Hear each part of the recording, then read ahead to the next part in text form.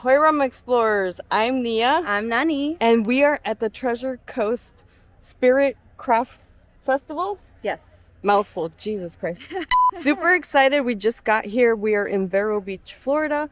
There's a ton of small craft distillers from Florida. Super excited and super excited for Nani to try. She hasn't met a lot of the people. And guess what? We have our very favorite distiller from Florida that's here. So super excited to come support them.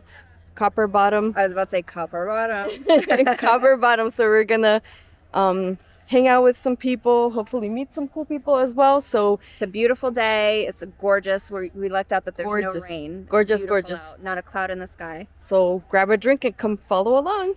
Cheers. See you soon.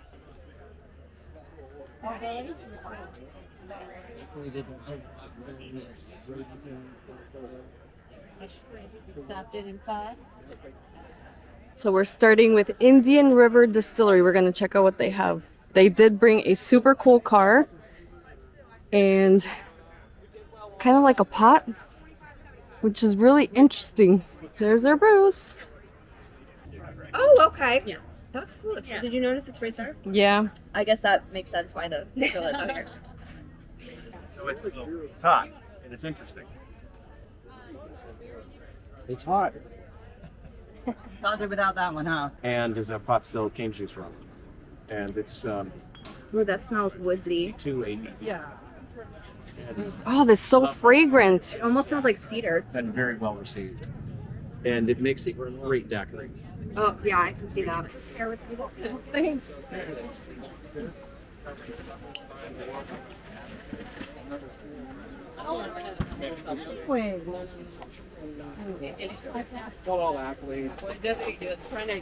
Thank you. Cheers. That's good. It's sweet. You'll probably think it's too sweet, but it's really good.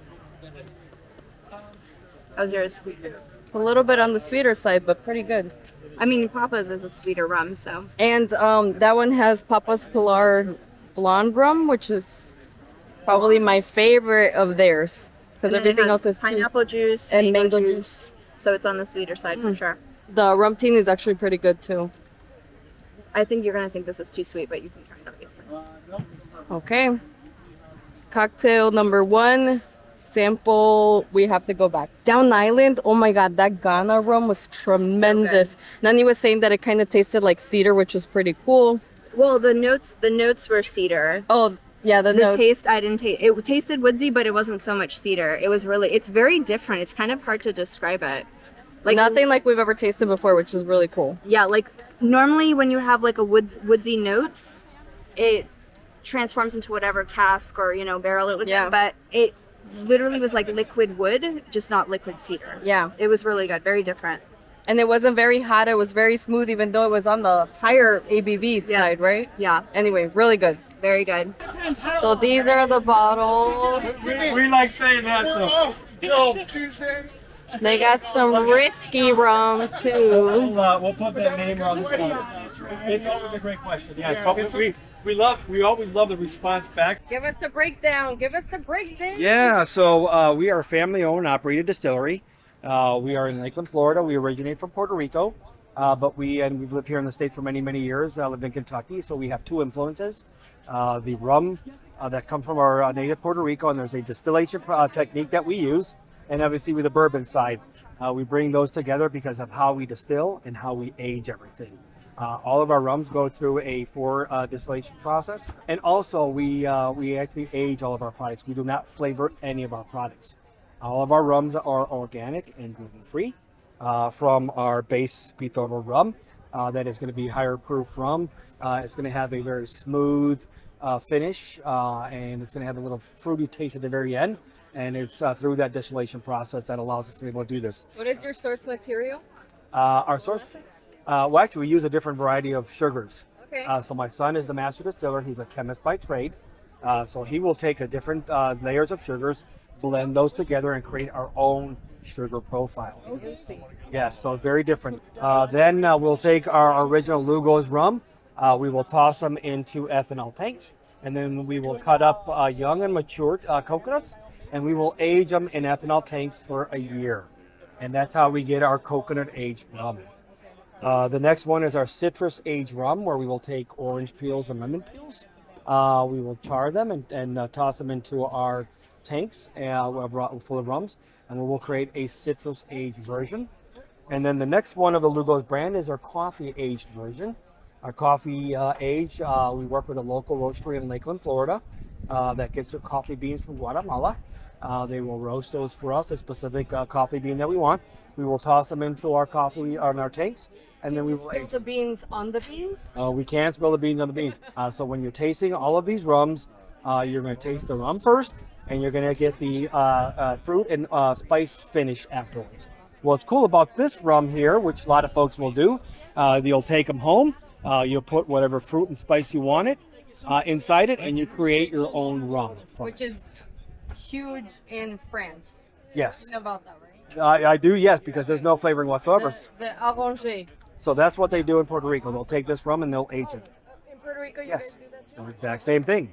And it's only with this type of rum that you have here. Okay. So Is it because of the proof or? it's the way we distill it. Okay. It allows us to be able to extract the oils from the extra fruits and spices, and it introduces it back into the rum. This then is our second brand. It's called Libertalia, and Libertalia was a safe haven colony in Madagascar back in the 1500s, where pirates would live free and live lawlessly.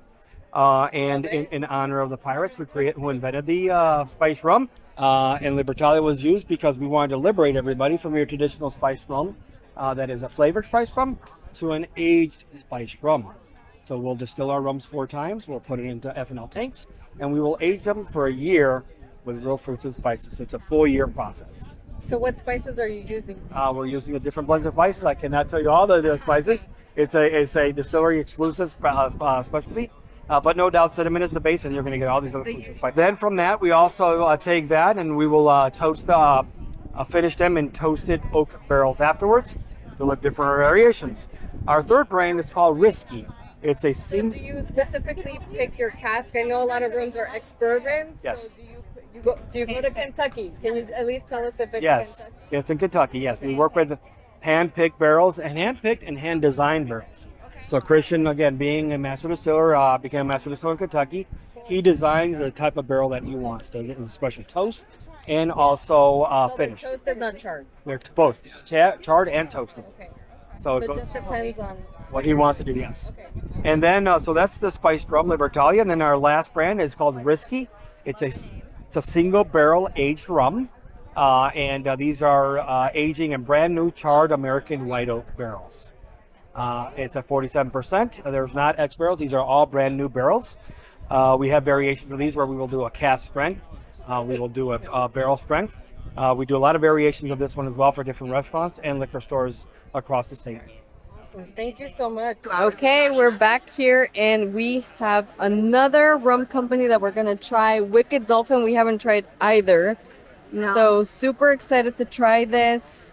They have a couple of rums and We see mango, my fave, pineapple, another fave, banana and coconut. So I'm excited about that stuff. yeah, Right up my it's on. alley. It's sweeter rum, so Nani's in. Nani's in.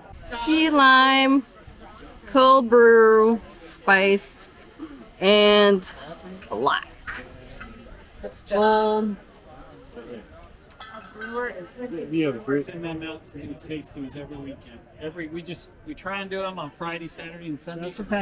Okay, so here's another small craft distiller that I'm super excited to try. It's 21st Amendment Distillery. They're local here in Vero. She also has never tried this, so I'm super excited. Even if they have whiskeys or anything else besides rum, we are going to try this because they are local and we support locals as locals. Yes. Okay, everybody. So grab your rum or whiskey and come plunder. Rum, whiskey, vodka, gin, whatever the hell you have. If it's local, grab it. Cheers. So this is 21st Amendment Distillery. Now the 21st Amendment is in fact the People's Amendment. The first and only amendment to repeal another amendment, being the 18th, which was of course Prohibition. We call it the People's Amendment because it allowed our country to drink freely. And we like to celebrate that every day. As a matter of fact, every night we have a bell to commemorate it around 7:33 p.m.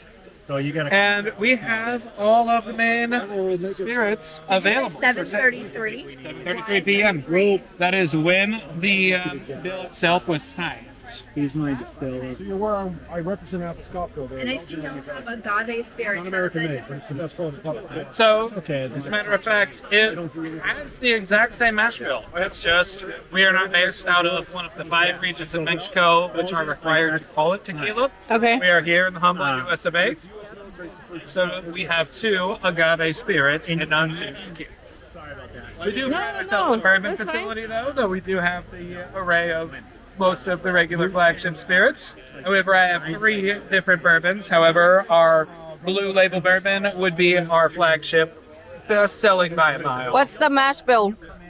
What the mash bill? You'll make it way That's exactly what you want. Well, if it's a bourbon, it's at least 50% corn. It is at least 51%. Oh, 51% corn. More of a 70% guy. Oh, okay. We have a little bit of malted barley, wheat, and rye in there. However, a lot of places, their bourbons and rye will be like, it'll be 51% bourbon, but like 30% rye.